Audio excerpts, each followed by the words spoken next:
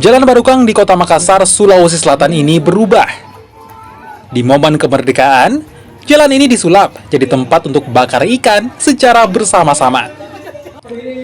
Makan ikan di tempat ini memang jadi tradisi saat hari ulang tahun kemerdekaan tiba, dan untuk tahun ini, panitia bahkan menyiapkan 40 ton ikan bakar untuk dibakar dan dimakan bersama-sama. Pesta rakyat ini sudah mulai dilakukan sejak 2007 lalu dan hingga kini terus dipertahankan. Bukan berapa ekor tapi ton. Itu mungkin sekitar ya 30 sampai 40 ton. Ya makna kemerdekaan bahwa kita sudah merdeka.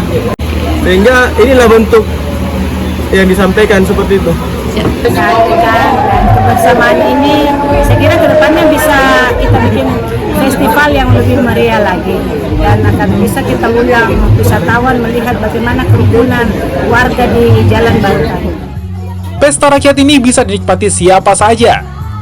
Warga dan pengunjung pun tak perlu repot-repot membawa bekal, semua telah disiapkan panitia termasuk sambal, nasi, hingga minuman.